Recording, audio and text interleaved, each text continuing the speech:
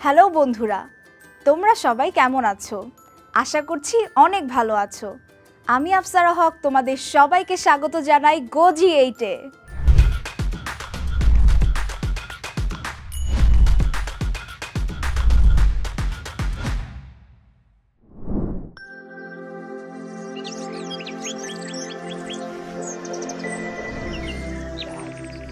বন্ধুরা, আজ আমরা জীববিজ্ঞান প্রথম পত্র বইয়ের নগ্নবীজি ও আবৃতবীজি অধ্যায় থেকে একবীজপত্রী ও দ্বিবীজপত্রী উদ্ভিদের গোত্র পরিচয় সম্পর্কে বিস্তারিত জানব। বন্ধুরা, তোমাদের নিশ্চয়ই মনে আছে এই অধ্যায়ের প্রথম ক্লাসে আমরা আবৃতবীজি উদ্ভিদের শনাক্তকারী বৈশিষ্ট্য সম্পর্কে জেনেছিলাম। এই আবৃতবীজি উদ্ভিদকে বীজ সংখ্যার উপর নির্ভর করে দুই ভাগে ভাগ করা যায়, যথা একবীজপত্রী উদ্ভিদ এবং দ্বিবীজপত্রী উদ্ভিদ। আজ আমরা এই দুই ধরনের উদ্ভিদেরই গোত্র পরিচয় জানব, অর্থাৎ এদের স্পেসিফিক একটি উদ্ভিদ সম্পর্কে জানব। তাহলে চলো প্রথমেই একবীজপত্রী উদ্ভিদ দিয়ে শুরু করা যাক। বন্ধুরা, একবীজপত্রী উদ্ভিদ কি?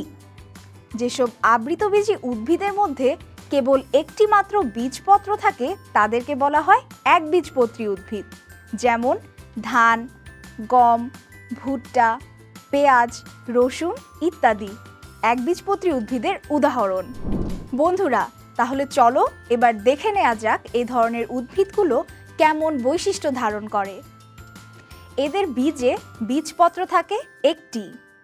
এদের মূল গুচ্ছমূল ধরনের। আবার এদের পাতার শিরাবিন্যাস সাধারণত সমান্তরাল হয়ে থাকে। এছাড়াও একবীজপত্রী উদ্ভিদের পুষ্পপত্র সংখ্যা ৩ বা ৩-এর গুণিতক, অর্থাৎ পুষ্প ট্রাইমেরাস। আর বীজপত্রের অবস্থানকে শীর্ষে এবং ভ্রূণমুকুলের অবস্থান হলো পার্শ্বীয়। বন্ধুরা, একবীজপত্রী উদ্ভিদের বৈশিষ্ট্যগুলো জানা গেল। এবার চলো এর একটি স্পেসিফিক গোত্র সম্পর্কে আলোচনা করা যাক। আর এই গোত্রটি হলো পোয়েসি গোত্র, যেটি ঘাস গোত্র হিসেবেও পরিচিত, এবং এটি উদ্ভিদ জগতের তৃতীয় বৃহৎ গোত্র। বন্ধুরা, প্রায় 500 গণ এবং 8000 প্রজাতি নিয়ে এই ঘাস গোত্রটি গঠিত। তবে এই গোত্রের উদ্ভিদ পৃথিবীর সব ধরনের অবস্থানে পাওয়া গেলেও অধিক পাওয়া যায় উষ্ণমণ্ডলীয় অঞ্চলে এবং উত্তর নাতিশীতোষ্ণ শুষ্ক অঞ্চলে। মনে রাখবে, বাংলাদেশে এই গোত্রের 113টি গণ এবং 285টি প্রজাতি শনাক্ত করা হয়েছে। বন্ধুরা, তোমরা জানো যে একটি গোত্রের পরিচয় সবচেয়ে সহজে পাওয়া যায় এর শ্রেণীবিন্যাসের মাধ্যমে। তাহলে চলো এবার আমরা পোয়েসি গোত্রের শ্রেণীবিন্যাস দেখে নিই। পোয়েসি গোত্রের ফ্যামিলির ডিভিশন হচ্ছে ম্যাগনোলিওফাইটা, ক্লাস হচ্ছে লিলিওপসিটা, সাবক্লাস হচ্ছে কমিলিনিডি, আর অর্ডার হচ্ছে সাইপেরালেস। আশা করি তোমরা বুঝতে পেরেছ। বন্ধুরা, শ্রেণীবিন্যাস তো আমরা জেনে নিলাম। এবার কিন্তু আমাদের এই গোত্রের কিছু সাধারণ বৈশিষ্ট্য জানতে হবে, আর এরপরে আমাদের জানতে হবে এই গোত্রের শনাক্তকারী বৈশিষ্ট্যগুলো। এই গোত্রের উদ্ভিদ একবর্ষ, দ্বিবর্ষ বা বহুবর্ষজীবী বিরুৎ, কদাচিৎ গুল্ম অথবা কাষ্ঠল হয়। এদের মূল অস্থানিক ও গুচ্ছাকার হয়। এদের কাণ্ড হয় নলাকার, আর অধিকাংশ গণে মধ্যপর্ব ফাঁপা থাকে। বন্ধুরা, লক্ষ্য করো, এটি ধানের একটি পাতা, কারণ ধান পোয়েসি গোত্রের একটি উদ্ভিদ। এর পাতা সরল একান্তর, সাধারণত 2টি সারিতে বিন্যস্ত এবং লিগিউল বিশিষ্ট, যদিও একাইনোক্লোয়া গণে লিগিউল নেই।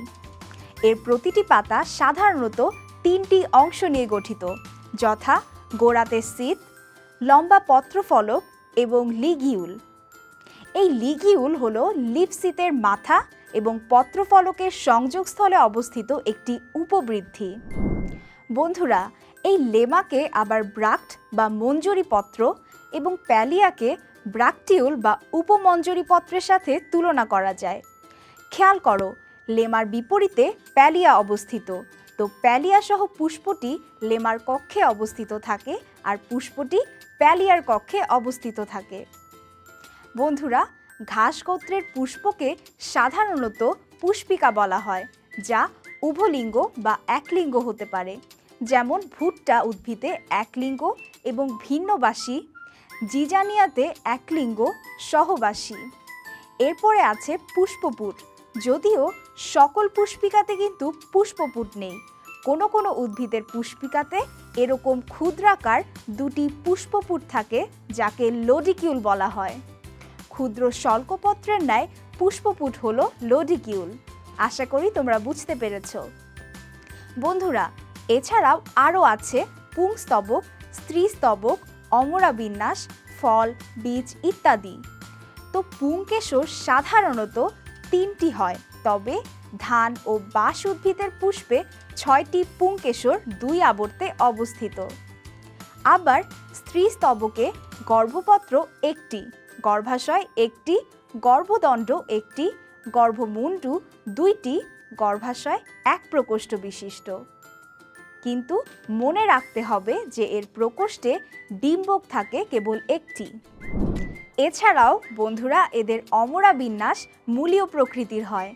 বেশিরভাগ ফলই ক্যারিওপসিস আর বীজ সস্যল হয়। সাধারণত এদের পুষ্প সংকেত হয় এরকমটি। আশা করি তোমরা বুঝতে পেরেছ। আচ্ছা, এখন আমাকে বলো তো, একবীজপত্রী উদ্ভিদের পুষ্পপত্র সংখ্যা কত? অপশনগুলো হলো 6 বা এর গুণিতক, 5 বা এর গুণিতক, 4 বা এর গুণিতক, 3 বা এর গুণিতক।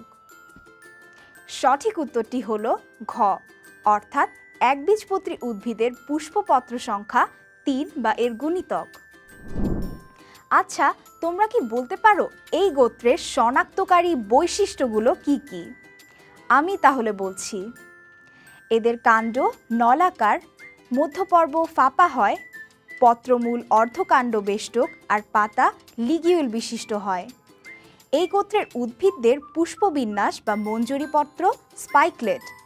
পরাগধানী সর্বমুখ ও গর্ভমুণ্ড পালকের ন্যায় হয়ে থাকে। এছাড়াও এদের গর্ভাশয় কিন্তু 1 প্রকোষ্ঠ বিশিষ্ট এবং ফল ক্যারিওপসিস ধরনের হয়। বন্ধুরা, এগুলোই হলো পোয়েসি গোত্রের শনাক্তকারী বৈশিষ্ট্য। বন্ধুরা, তোমরা জেনে অবাক হবে যে পোয়েসি গোত্রের কিছু অর্থনৈতিক গুরুত্বও আছে। যেমন এই গোত্রের ধান, গম, যব, ভুট্টা ইত্যাদি মানুষের প্রধান খাদ্য। আবার দুর্বা ঘাস সহ এই গোত্রের অনেক ঘাস গবাদি পশুর খাদ্য। এমনকি গুড়, চিনি তৈরির ইক্ষু, খাবারের সুগন্ধি লেমন গ্রাসও কিন্তু এই গোত্র থেকেই তৈরি। এছাড়াও বিভিন্ন ধরনের আসবাবপত্র তৈরি, ঘরবাড়ি তৈরিতে বাঁশ, ঘরের চাল, বেড়া তৈরিতে ছন, বাঁশ, ইকোর ইত্যাদি ব্যবহৃত হয়। বন্ধুরা, এই গোত্র সম্পর্কে আমরা অনেক কিছুই তো জানলাম। এবার চলো এই গোত্রের কিছু গুরুত্বপূর্ণ উদ্ভিদের বৈজ্ঞানিক নাম জেনে নেওয়া যাক। প্রথমে আমরা দেখি ধান, যার বৈজ্ঞানিক নাম অরাইজা স্যাটিভা। এরপরে গমের বৈজ্ঞানিক নাম ট্রিটিয়াম অ্যাস্টিভাম। আবার আছে ভুট্টা, যার বৈজ্ঞানিক নাম জি মেস। এরপর আছে দুর্বা ঘাস, যার বৈজ্ঞানিক নাম সাইনোডন ডাকটাইলন। আর সর্বশেষ আছে বাঁশ, যার বৈজ্ঞানিক নাম ব্যাম্বুসা ব্যাম্বোস। এই সবগুলো উদ্ভিদই আমাদের জীবনে অনেক গুরুত্বপূর্ণ ভূমিকা পালন করে। তাহলে বন্ধুরা, এই তো গেল একবীজপত্রী উদ্ভিদ গোত্র। এখন দ্বিবীজপত্রী উদ্ভিদের পালা। আমরা জানি সব আবৃতবীজী উদ্ভিদের বীজে 2টি বীজপত্র থাকে, তাদেরকে বলা হয় দ্বিবীজপত্রী উদ্ভিদ। যেমন আম, জাম, শিম ইত্যাদি দ্বিবীজপত্রী উদ্ভিদের উদাহরণ। আর এসব উদ্ভিদ শনাক্তকরণের জন্য আমাদের এদের শনাক্তকারী বৈশিষ্ট্য জানতে হবে। বন্ধুরা, দ্বিবীজপত্রী উদ্ভিদের বীজের বীজপত্র 2টি থাকে। এদের মূল প্রধান মূল হয়। এদের পাতার শিরাবিন্যাস সাধারণত জালিকাকার হয়ে থাকে। এছাড়াও এদের পুষ্পে পুষ্পপত্রের সংখ্যা 4 বা 5 বা তার গুণিতক, অর্থাৎ পুষ্প ট্রাইমেরাস বা পেন্টামেরাস। এবং এদের বীজে বীজপত্রের অবস্থান পার্শ্বীয় এবং ভ্রূণমুকুল শীর্ষ হয়। বন্ধুরা, আজকে আমরা দ্বিবীজপত্রী উদ্ভিদের মালভেসি গোত্রটি নিয়ে আলোচনা করব। মালভেসি একটি বড় গোত্র যা ৭৫টি গণ এবং ১,০০০ থেকে ১৫০০ প্রজাতি নিয়ে গঠিত। মনে রাখতে হবে, বাংলাদেশে এই গোত্রের আনুমানিক ১৪টি গণ এবং ৪২টি প্রজাতি পাওয়া যায়। আর এর মধ্যে সবচেয়ে বড় গণ হল হিবিস্কাস, যার প্রজাতি সংখ্যা ১৫টি। বন্ধুরা, আমরা জানি যে একটি গোত্র সম্পর্কে সঠিক জ্ঞান লাভের জন্য এর শ্রেণীবিন্যাস জানা আবশ্যক। তাহলে চলো মালভেসি গোত্রের শ্রেণীবিন্যাসটি দেখে নেই। এর ডিভিশন হলো ম্যাগনোলিওফাইটা, এর ক্লাস হলো ম্যাগনোলিওপসিডা, এর সাবক্লাস হলো ডিলেনিডি, এর অর্ডার হলো মালভালেস, আর এর ফ্যামিলি বা গোত্র তো আমরা জানি, যেটি হলো মালভেসি। বন্ধুরা, শ্রেণীবিন্যাস তো আমরা জেনে নিলাম, এবার কিন্তু আমাদেরকে এই গোত্রের সাধারণ কিছু বৈশিষ্ট্য জেনে নিতে হবে। এই গোত্রের উদ্ভিদগুলোর কাণ্ড কাষ্ঠল শাখান্বিত ও বেলনাকার হয়। পাতা সরল, কিনার অখণ্ড বা খণ্ডিত। জালিকা শিরাবিন্যাসযুক্ত হয়। এদের পুষ্পবিন্যাস একক তথা সাইমোস। মালভেসি গোত্রের পুষ্প একক বৃহৎ, অক্ষীয় বা শীর্ষ, পূর্ণাঙ্গ, সমাঙ্গ, উভলিঙ্গ এই ধরনের হয়ে থাকে। আশা করি তোমরা বুঝতে পেরেছ। বন্ধুরা, এবার লক্ষ্য করো, এই উপবৃত্তিতে উপবৃত্তাংশ ৩ থেকে 10টি থাকে, আর মুক্ত অথবা যুক্ত দুইভাবেই থাকতে পারে। বৃত্তিতে লক্ষ্য করো, এর বৃত্তাংশ 5টি, সংযুক্ত বা মুক্ত এবং অনেক সময় স্থায়ী হয়। আর এদের এস্টিভেশন ভালভেট তথা প্রান্তস্পর্শী। এদের দলমণ্ডলে পাপড়ি 5টি, মুক্ত পুংকেশরীয় নলের সাথে গোড়ায় যুক্ত থাকে।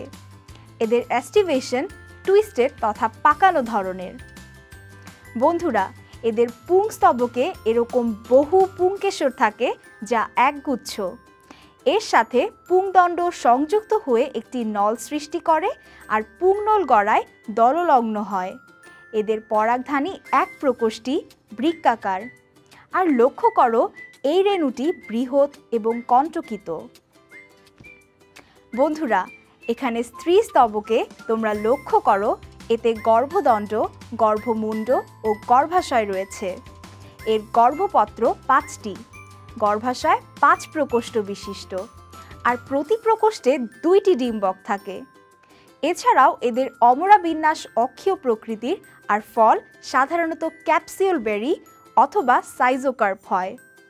বন্ধুরা, এই সাধারণ বৈশিষ্ট্যগুলো তোমরা বুঝতে পেরেছ? আচ্ছা, এই সাধারণ বৈশিষ্ট্য তো আমরা জানলাম, কিন্তু এই গোত্র সম্পর্কে আরও বিস্তারিত জানতে এবং এদের শনাক্ত করতে কি প্রয়োজন, তোমরা কি বলতে পারবে?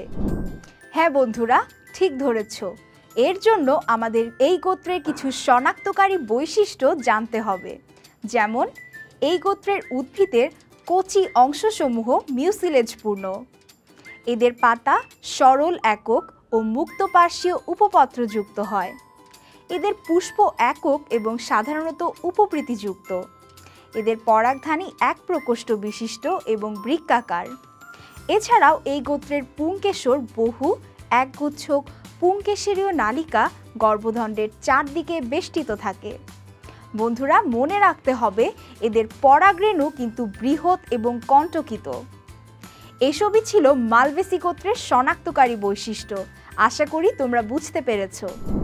বন্ধুরা, মালভেসি গোত্র সম্পর্কে তো অনেক কিছু জানা গেল, তো চলো এবার এই গোত্রের কিছু গুরুত্বপূর্ণ উদ্ভিদের নামও জেনে নেই। প্রথমেই আছে হিবিস্কাস রোজাসিনেন্সিস লিন অর্থাৎ জবা। দ্বিতীয়ত আছে আবুলমোস্কাস এসকিউলেন্টাস অর্থাৎ ঢ্যাঁড়স। এরপর আছে গসিপিয়াম হার্বাসিয়াম অর্থাৎ কার্পাস, তুলা ও কেনাফ মোস্তাপাট তথা হিবিস্কাস ক্যানাবিনাস। আর সর্বশেষ আছে হিবিস্কাস মিউটাবিলিস তথা সুন্দর স্থলপদ্ম। বন্ধুরা, এই মালভেসি গোত্র কিন্তু অর্থনৈতিকভাবে অনেকটাই গুরুত্বপূর্ণ। যেমন সৌন্দর্য বৃদ্ধি করে, ঢ্যাঁড়স সবজি স্যুপ তৈরিতে ব্যবহৃত হয়।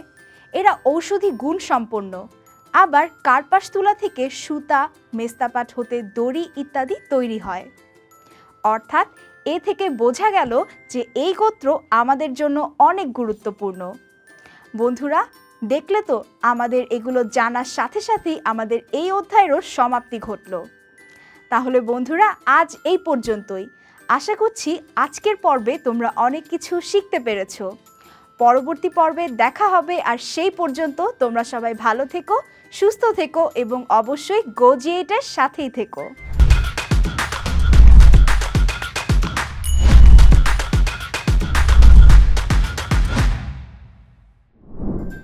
বন্ধুরা, তাহলে চলো আজকের পর্বে আমরা যা আলোচনা করলাম সেখান থেকে কিছু গুরুত্বপূর্ণ নোটস জেনে নেই। একবীজপত্রী উদ্ভিদ।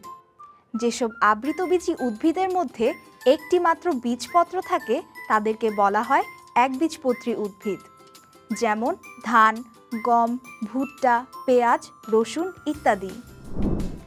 দ্বিবীজপত্রী উদ্ভিদ। যেসব আবৃতবীজী উদ্ভিদের বীজে দুটি বীজপত্র থাকে তাদেরকে বলা হয় দ্বিবীজপত্রী উদ্ভিদ, যেমন আম, জাম, শিম ইত্যাদি।